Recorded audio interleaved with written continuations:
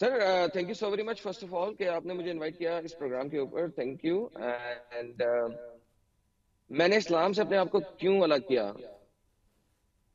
Because every thing about Islam از اے لائی.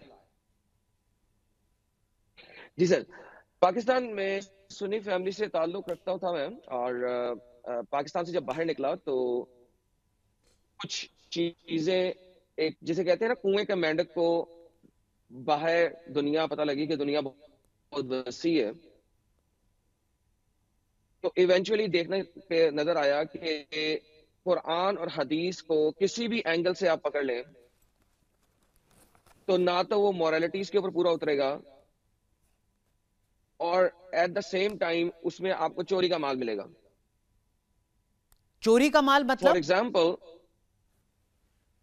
Exactly. So قرآن اور حدیث آپ کو بتاتی ہے پل سرات کے بارے میں. پل سرات، برج شیوانٹ ایک برج ہے زوراسٹرنزم میں، وہاں سے لیا گیا. آپ کو چند نبیوں کے نام ملتے ہیں. ابراہیم کا نام آپ نے بہت سنا ہوگا، اور جی انڈیا میں ایک بڑا کامن فریز کہا جاتا ہے آل تھری ابراہیمک ریلیجنز. یہ چوری کا مال لیا گیا. جی موسیٰ چوری کا لیا گیا. 22 نبیوں کے نام جو دیے گئے قرآن کے اندر، وہ سارے کے سارے چوری کے ہیں. اسلام کا ٹھیک ہے. پہلا قبلہ چوری کا ہے. اسلام کا دوسرا قبلہ وہ وہاں کے کافرین اور مشرکین مکہ کا تھا، وہ چوری کا ہے. قرآن کے اندر آپ کسی بھی اینگل سے چیزوں کو پکڑیں، جی یو ول ریئلائز کہ نمبر 1 وہ تو چوری کا مال ہے، اور نمبر ٹھیک. 2 قرآن میں جو چیزیں لکھی ہوئی ہیں جی وہ سپوزڈلی اللہ نے دنیا کو بنانے سے پہلے لکھ دیا تھا. ٹھیک. Perfect, that's a good question. اب اگر چلیں آپ اسی پہ لے لیں، موسیٰ کی بات لیتے ہیں.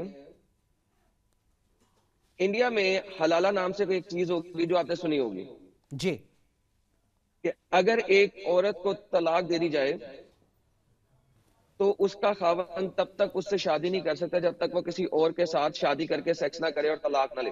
جی اچھا، اب اگر یہ موسیٰ کو انہوں نے چوری کیا تو موزائک لا کے اندر لکھا ہوا ہے کہ یہ کرنا ابومینیشن ہے، کبھی نہیں ہو سکتا. اگر تم اپنی بیوی کو طلاق دو تو تم اس سے دوبارہ شادی کر سکتے ہو، لیکن اگر وہ کسی دوسرے کی بیوی بن جائے اور تب وہ اس کو طلاق دے دے تو تم اسے واپس نہیں لے سکتے. ٹھیک. کیوں؟ کیونکہ اس سے دنیا میں ایڈلٹری پھیلے گی. قرآن نے اس چیز کو حلال کر دیا. سورہ بقرہ آیت نمبر 228 سے لے کے 230. ٹھیک اب ہے. مجھے بتائیے کہ اگر آپ چوری کا مال بھی اچھے اور احسن طریقے سے لے لو تو مسئلہ نہیں ہے. اب سمجھ پل گیا. صراط کی اگر آپ بات کرتے ہیں چیپٹر نمبر 19 آف قرآن کے اندر، ورس نمبر 70 71 72، اللہ کہتا ہے کوئی اس میں سے اس سے نہیں گزر سکتا ہے، پل صراط سے نہیں گزر سکتا جب تک وہ نیچے جہنم میں گر نہ جائے. اور اب اللہ جس کو چاہے گا نکال لے گا. اب زوراسٹرین کے برج شیوان از آل ٹوگیدر اے کانسیپٹ جس کے اوپر سے آپ نے گزرنا ہے to achieve the final destination, لیکن ہر کوئی اس سے گر نہیں رہا. سو اچھے طریقے سے لینا از ڈیفرنٹ، ٹھیک ہے. اور لے کے کہنا یہ تو ہمارا ہی ہے از ڈیفرنٹ. بالکل ٹھیک ہے. اب اللہ کا کہہ دینا کہ جی آدم بھی میں نے بنایا، موسیٰ کو بھی میں نے ہی دی سب کچھ، اور پھر اس کے اندر سے اپنی مرضی سے جو مرضی موڈیفائی کر دینا، اس کو سر ٹھیک انگریزی ہے. ٹرم میں کہا جاتا ہے ڈیروگیٹرائزڈ کاپی پیسٹ.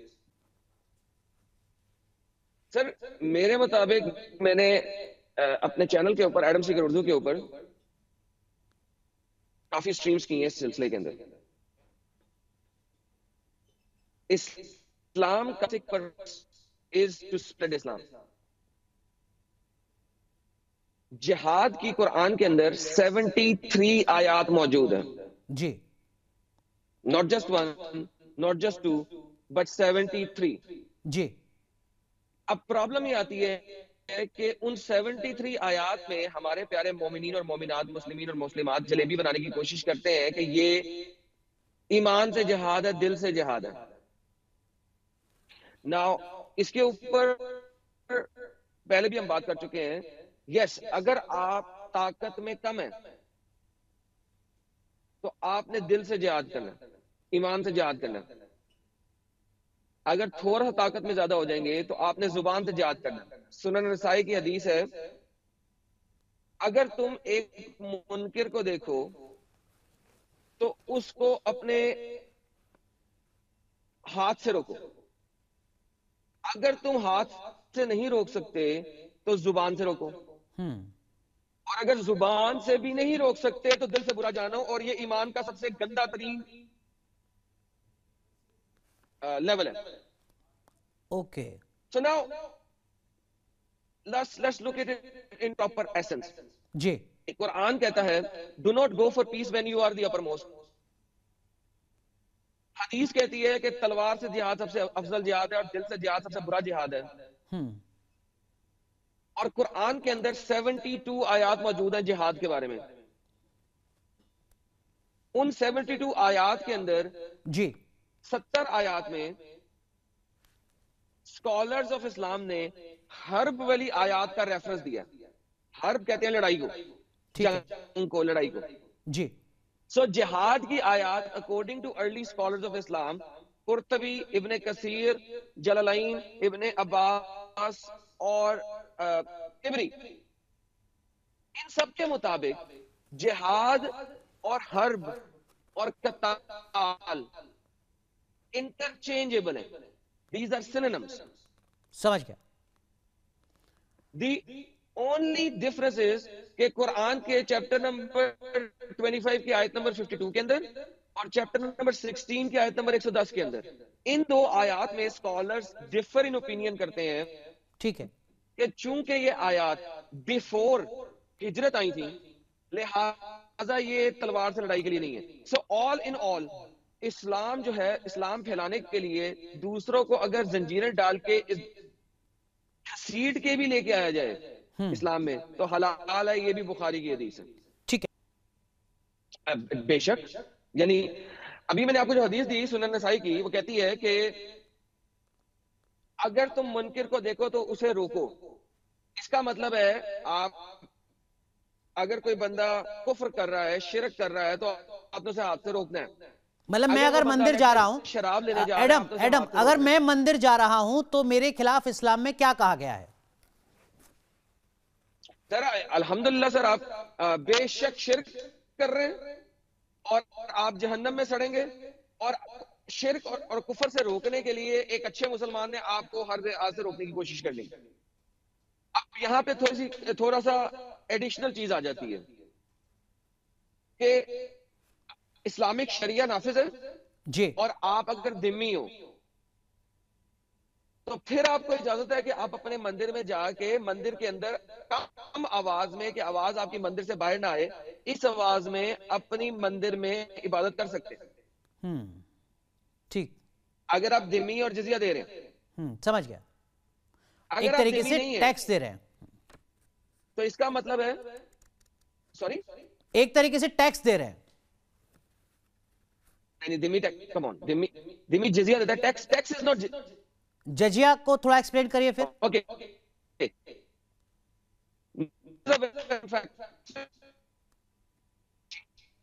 جو ٹیکس ہوتا ہے وہ after a certain amount of money, some percentage کے طور پہ آن ٹاپ آف ایڈیشنل منی دیا جاتا ہے. فار ایگزامپل اگر آپ سال بھر میں 5 لاکھ انڈین روپیز کماتے ہیں تو آپ کے اوپر ٹیکس نہیں ہے. ٹھیک ہے. جب آپ 6 لاکھ کمائیں گے تو ایڈیشنل 1 لاکھ کے اوپر آپ ایک سرٹن پرسنٹیج آف ٹیکس دیں گے. اچھا ناؤ لیٹس لک انٹو جزیہ. ہر نان مسلم ایڈلٹ پر فرض ہے جزیہ، نو میٹر وہ کتنا کما رہا ہے. اب اس کی ایگزامپل ایسے لیتے ہیں کہ دھاراوی کے اندر ایک غریب بندہ رہتا ہے جو مسلمان ہے، اس کے ساتھ والی دیوار میں ایک غریب بندہ رہتا ہے جو کہ ایک ہندو ہے، اس کے ساتھ ایک کرسچن ہے، اس کے ساتھ ایک سکھ ہے. ٹھیک ہے. رائٹ.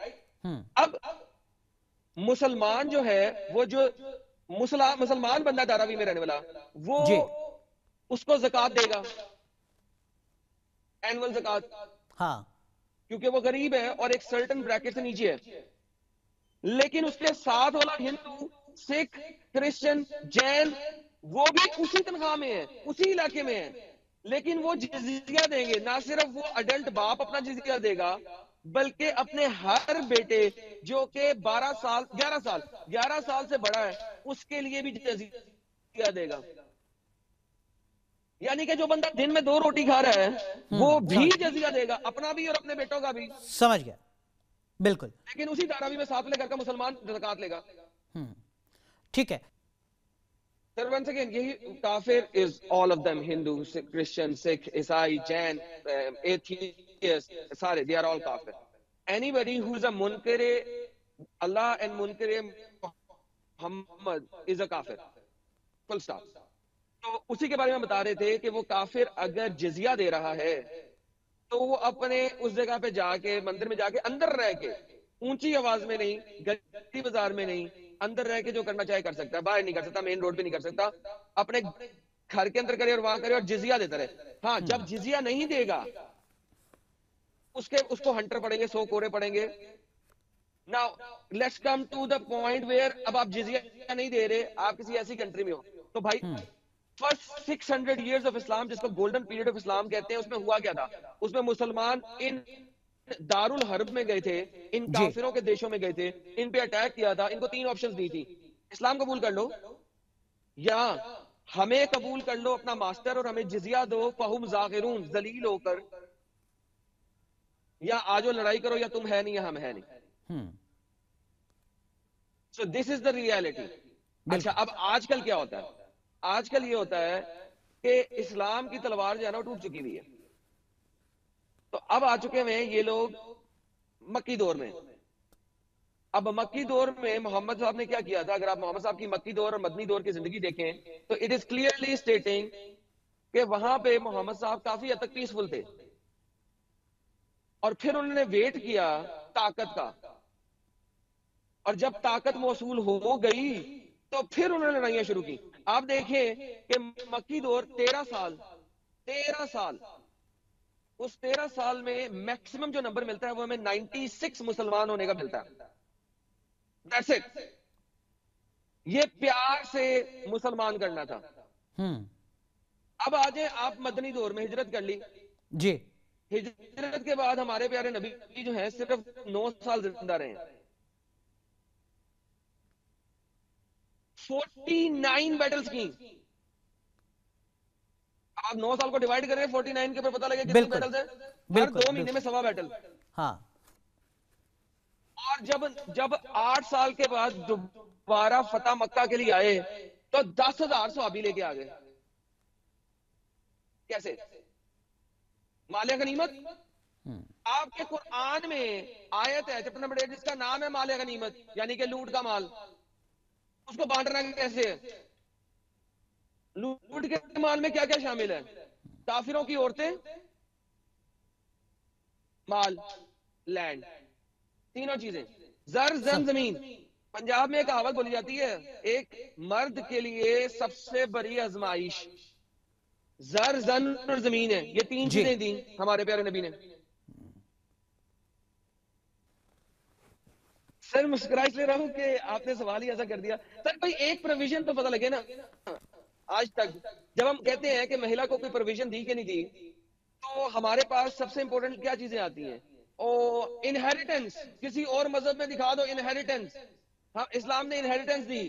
اچھا جی کم دی سے زیادہ دی تو صحیح.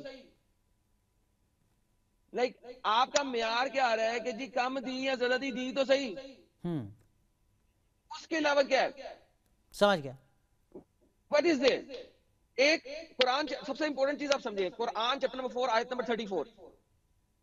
ایک مرد اپنی بیوی کو مار سکتا ہے، اور اس کو مارو. کیوں؟ کیونکہ تمہیں شک ہے کہ وہ تمہارا کہنا نہیں مان رہی.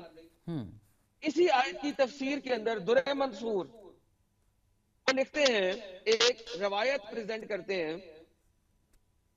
کہ ایک عورت کو اس کے خاوند نے کہا کہ میں جہاد پہ جا رہا ہوں، تم نے بالائی منزل سے یعنی کہ فرسٹ فلور سے گراؤنڈ فلور پہ نہیں آنا. گراؤنڈ فلور پہ اسی عورت کا باپ رہ رہا تھا جی. وہ بیمار ہو گیا.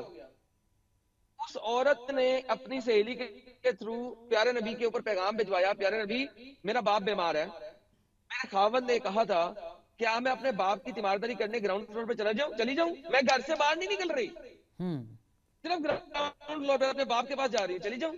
پیارے نبی نے کہا نا، جو خاوند نے کہا اسے پورا کر. باپ بیماری کے بعد مر گیا. اس نے پھر پیغام بھجوایا میں اپنے باپ کا آخری دیدار کر لوں. پیارے نبی نے کہا نا نہیں، جو خاوند نے کہا اس پہ عمل کر. اور پھر پیارے نبی نے کہا تیرے عمل کرنے کی وجہ سے تیرا باپ جنت میں ہے. اب جنت تو نہ تو اس لڑکی نے دیکھی نہ اس کے خاوند نے، اس کے باپ نے دیکھی. ہاں لیکن اگر وہ تیمارداری کر لیتی اس کا باپ بچ نہ جاتا شاید. ٹھیک ہے، ویلڈ پوائنٹ.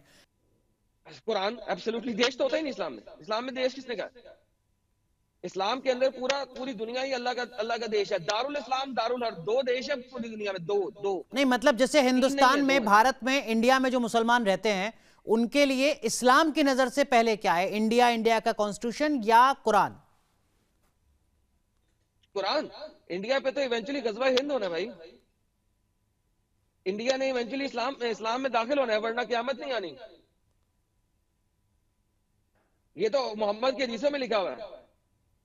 غزوہ ہند کے اوپر کئی دفعہ ہم نے بات کی اور مسلمانوں سے یہی سوال پوچھا تھا جی کہ آپ انڈیا سے پیار کرتے ہیں؟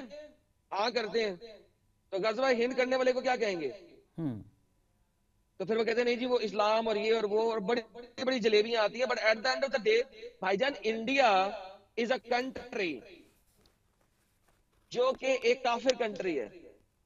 کافر مطلب کفر کرنے والے، کفر، وہ کفر انکاری ہیں، محمد اور اللہ کی ٹیچنگ کے انکاری ہیں.